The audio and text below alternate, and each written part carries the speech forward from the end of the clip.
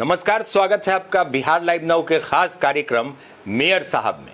Mayor साहब में आज हमारे साथ मुजफ्फरपुर के पूर्व उप महापौर हैं मोहम्मद निसारुद्दीन उर्फ छोटे जी, और आज उनसे बात करेंगे। पहले की भी चर्चा करेंगे, अभी वर्तमान में उनके क्या उद्देश्य हैं, क्या प्राथमिकताएं हैं, उसके बारे में भी चर्चा करेंगे विस्तार पूर्वक, क्योंकि मुजफ्फरपुर नगर निगम की राजनीति से पूरी तरह वाकिफ हैं निसारुद्दीन जी, और कहीं ना कहीं एक अहम रोल भी अदा करते हैं।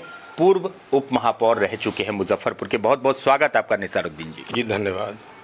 सबसे पहले, आप चुनाव के मैदान में हैं, तो क्या प्राथमिकताएं होंगी आपकी? इस बार चुनाव में लड़ रहे हैं, क्या करेंगे? देखिए, मेरा सबसे पहला प्राथमिकता है कि पूर्व में जो योजनाएं हमारे समय में पास हुई थी, जैसे मल्टीनेशनल बस स्टैंड का पास हुआ था बैरिया में, और राज ट्रांसपोर्ट जो इमली चट्टी में, वहाँ मुजफ्फरपुर में जो भी टेम्पू पड़ाव है, सभी जगह पर जो यात्री हैं उनके सुविधा के लिए शेड बनाना, पानी की व्यवस्था करना। शहर में जो जाम लग रहा है, जिसके कारण आपको स्टैंड, गाड़ी स्टैंड की व्यवस्था, जिसके लिए हम अपने रीजन में जुमा मस्जिद कंपनी बाग के सामने, पोस्ट ऑफिस के सामने, मीना बाज़ार के सामने और PA2 कमिश्नर के घर के बाहर, मोती झील ओवर ब्रिज के नीचे इत्यादि जगहों पर, दर्जनों जगह पर वो बनाया गया था स्टैंड। वो तो चल भी रहा था ना, चालू था, स्टैंड था, वहाँ पर गाड़ी घोड़ा लगता था और काफ़ी जाम की समस्या ख़त्म हो गई। लेकिन हमारे जाने के बाद ये सब बंद हो गया। जो आपका बुटको के द्वारा मल्टीनेशनल बस स्टेशन बनाने की बात थी, वो भी ख़त्म हो गया। बहुत सारे योजनाएं हमारे समय में हमने योजना बनाया था कि शहर का जल जमाव, मुजफ्फरपुर सल कोटोरी के जैसा है, गंडक का जो लेवल है वो शहर के लेवल से ऊंचा है। पानी गंडक से ही बरसात में शहर में आ जाता है। इसके लिए हम लोगों ने जल निकासी के लिए बेजाब्ता बुटको इसको पास कर दिया था। एक आपको बनना था अखाड़ा घाट में प्रभात जर्दा के निकट, एक बनना था बालू घाट में विजय श्रीवास्तव घर के निकट, एक चंदवाड़ा लकड़ी ढाई में बनना था, एक ब्रह्मपुरा में बनना था। ये तो हो गया आपका शहर के पूर्वी भाग का, जो कि उस जगह ऐसा सिस्टम बनाया जाए, वहाँ पर बड़ा जनरेटर लगाया जाए और शहर का जो इधर का जल है इसको निकाल कर गंडक में फेंकने का, ताकि गंडक का पानी इधर नहीं जाए। स्विच गेट से पानी रस जाता था, तो वही उसको डेवलप करके ऐसा बनाना है कि शहर का इधर का पानी उधर है। उसके बाद प्राथमिकता था फर्दो नाला की उगाही का। फर्दो नाला के उगाही के साथ मनका मन को भी, जो इधर का एरिया है, मनका मन को साफ करते, जो अतिक्रमित है उसको अतिक्रमण मुक्त। अभी तो पूरा अतिक्रमण हो गया है, हमारे समय में अतिक्रमण नहीं था, मनिका पोखर था और एक बेला में भी पोखर था। इन सबों में शहर के जल को वहाँ एकत्रित करना और उसको वहाँ से डिस्चार्ज करने के लिए आपको धीरनपट्टी के आगे एक नहर है, उसमें उसको फेंकने का योजना था। ये सब बुटको के द्वारा पास था, ये सब योजना बनकर तैयार था। लेकिन हमारे हारने के बाद नगर निगम में इतना राजनीति हो गया, लुटेरा लोग 5 करोड़ 10 करोड़ रुपया लगा करके नगर निगम में आ गए, और नगर निगम में जो 5 करोड़ रुपया लगाएंगे वो तो 10 करोड़ रुपया उछलेंगे। तो हम जनता से आग्रह करेंगे कि अगर शहर की ये दुर्दशा है, जो नारकीय स्थिति है, इसमें अहम भूमिका शहर के नगर वासियों का है। वो अगर अच्छे प्रतिनिधि को चुनेंगे, वो ऐसे प्रतिनिधि को चुने जो साल में 4 बार बिकता है, ऐसे प्रतिनिधि को चुनेंगे और उम्मीद रखें कि शहर ग्रीन और क्लीन हो, कभी नहीं होगा।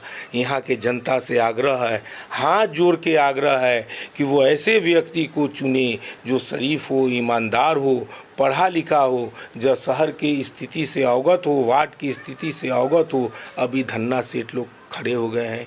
कोई बिल्डर है, कोई शराब माफिया है, कोई कपड़ा माफिया है, कोई उद्योगपति है। तो साहब उद्योगपति, ये धन्ना सेठ, ये शराब माफिया, ये लोग शहर की सफाई करेंगे? ये तो शहर को लूटेंगे। ये शहर की क्या समस्या का समाधान करे? जो 5 करोड़ रुपया लगाएगा वो तो 10 करोड़ रुपया लगाएगा। वो लोग नगर निगम को सोना के अंडा देने वाला मुर्गी समझते हैं कि इसमें अगर 5 करोड़ रुपया लगाएंगे तो इससे 20 करोड़ रुपया वसूलेंगे। इसलिए जनता से आग्रह है कि शहर के दुर्दशा का मुख्य कारण आप हैं।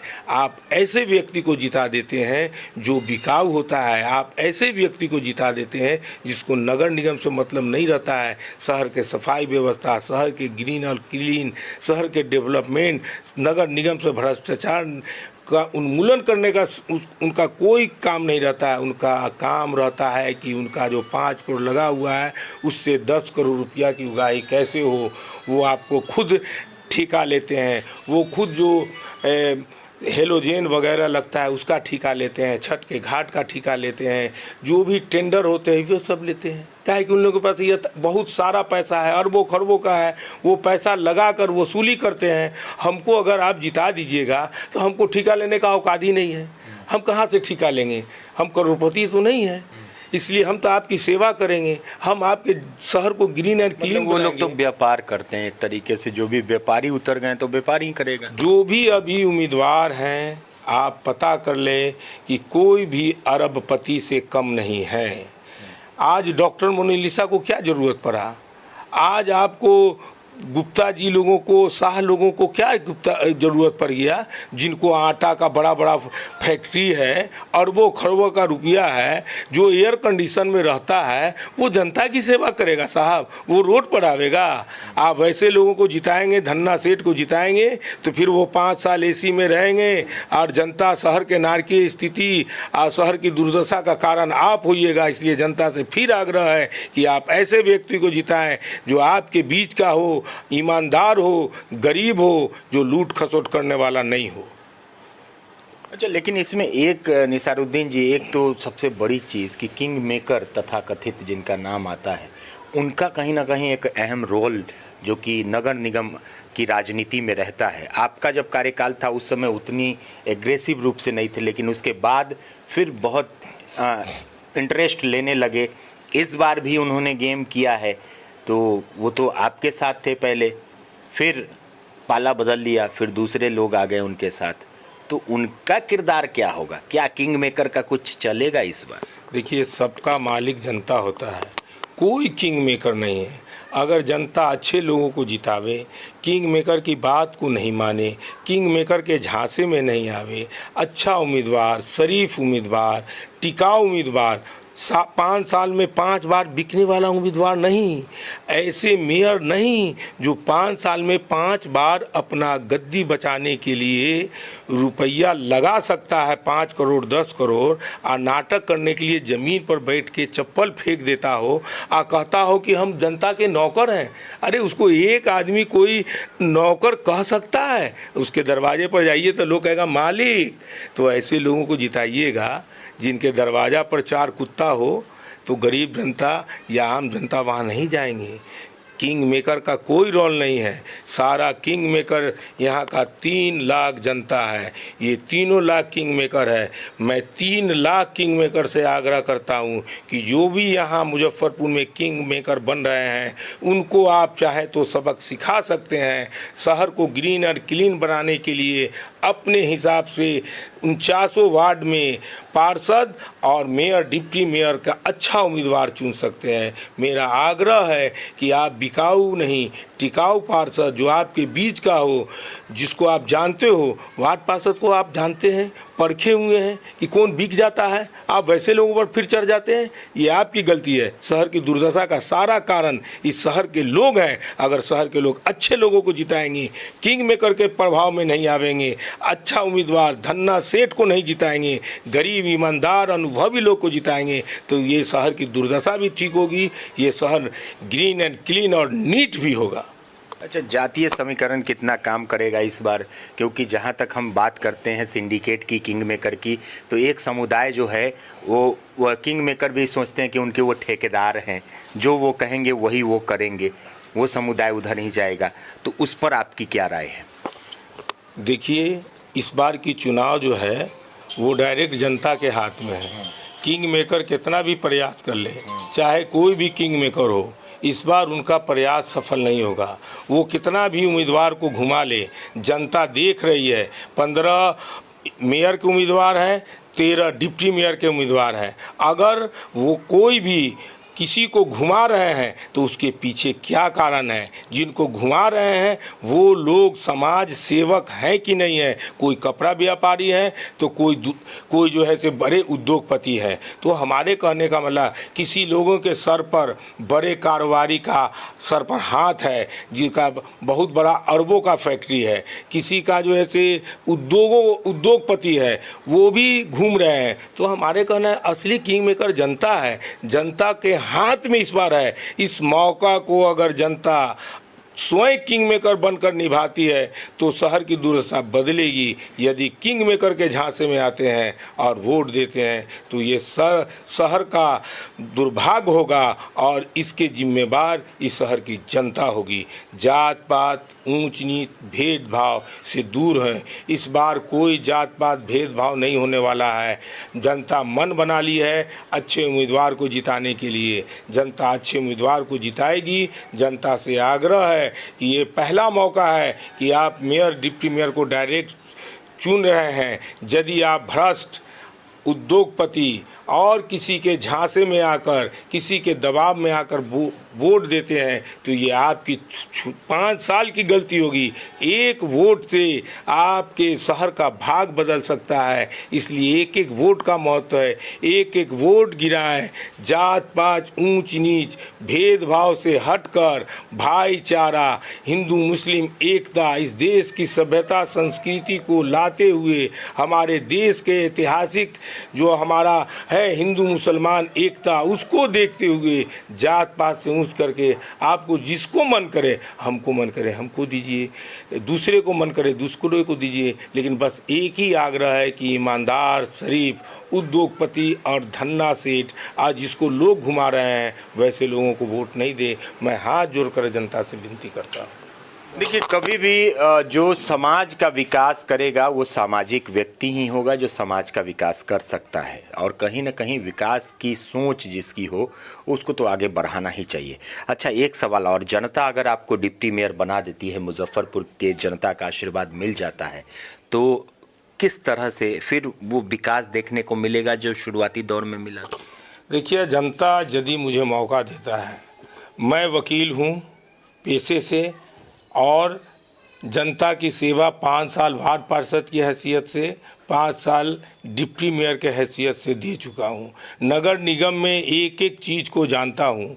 मैं कानून के दायरे में नगर निगम के नियमावली के अनुसार न अफसरशाही चलने दूंगा, न भ्रष्टाचार चलने दूंगा। शहर को ग्रीन एंड क्लीन बनाऊंगा। शहर के जन समस्या, गरीबों का आज वृद्धा पेंशन नहीं मिलता है, राशन कार्ड नहीं मिलता है, गरीबों को जैसे मर जाने पर जो 3000 रुपया मिलता था, पता कर लीजिए किसी गरीब को नहीं मिलता है। गरीब परेशान है, गरीब को बस्ती में कल नहीं लग रहा है और जहाँ कल लगा हुआ है, नल लगा हुआ है, वहाँ लोग जल नल की योजना लगा करके पैसा का दुरुपयोग कर रहे हैं। ये मैं सभी का जांच करूंगा। शहर में जो आपका स्मार्ट सिटी इंडिया का काम चल रहा है उसकी गुणवत्ता भी खराब है, जिसका देखने वाला कोई नहीं है।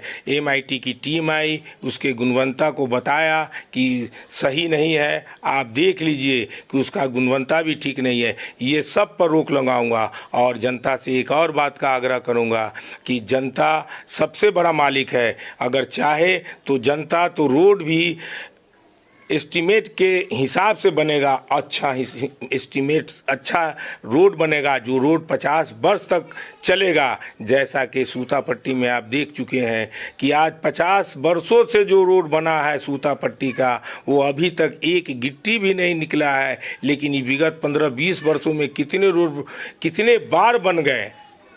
इसलिए मैं आग्रह करूंगा कि जो भी रोड बने ठेकेदार से एस्टीमेट मांगे, एस्टीमेट के अनुकूल काम करावे। असल मालिक जनता है, जनता चाहे तो नेता को ठीक कर दे, जनता चाहे तो प्रशासन को ठीक कर दे, लेकिन अच्छे नेता को चुने, अच्छे नेता को सहयोग करें। अच्छा नेता को सहयोग करेंगे तो अच्छा काम होगा, अच्छा गुणवत्ता का होगा।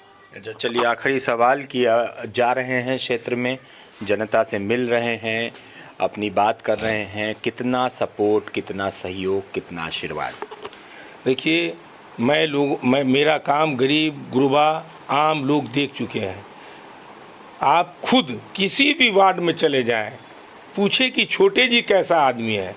मैंने सैकड़ों गरीबों को घर बसाया है, ज़मीन दिया है, मैं सैकड़ों गरीबों को उजड़ा है तो प्रशासन से लड़ करके सिकंदरपुर में बसाया है। मैं इमामगंज को उखाड़ रहा था जिला प्रशासन, मैं वक्फ बोर्ड के वकील होने के नाते उसको बचाया है। मैं गरीबों का बचाने का काम किया है, मैं शहर को अच्छा बनाने का काम किया है, मैं शहर को अच्छा बनाऊंगा, अच्छा करूंगा। मैं फिर जनता से आग्रह करता हूं कि अच्छा करने में सबसे अहम भूमिका जनता का है। जनता वोट का मालिक है, वो जैसा चाहेगा वैसा ही शहर का चौकीदार होगा। बिल्कुल, तो पूरा फैसला अब जनता को करना है और आपको करना है विकास का कार्य, जो करे, जिसके पास विज़न हो और जो ईमानदार हो, वैसी छवि को चुनना हमारा दायित्व है, ताकि 5 साल तक हमारे जो सत्ता में बैठे लोग हैं वो काम कर पाएँ। तो हमारी भी आपसे आग्रह बस इतनी ही रहती है कि साफ सुथरे, स्वच्छ, सामाजिक व्यक्ति को ज़रूर चुनें और वोट करने से पहले 10 बार ज़रूर सोचें, तभी कहीं ईवीएम का बटन दबाएं। तो अभी आप देख रहे थे मोहम्मद निसारुद्दीन उर्फ छोटे जी, जो कि पूर्व उप महापौर रह चुके हैं मुजफ्फरपुर के। उनसे ख़ास बातचीत, आगे भी ये सिलसिला जारी रहेगा मेयर साहब में। तब तक बने रहिए हमारे ख़ास कार्यक्रम मेयर साहब के साथ। हमारे सहयोगी अभिषेक रंजन के साथ मुझे मुकेश चौरसिया को दीजिए इजाज़त। नमस्कार।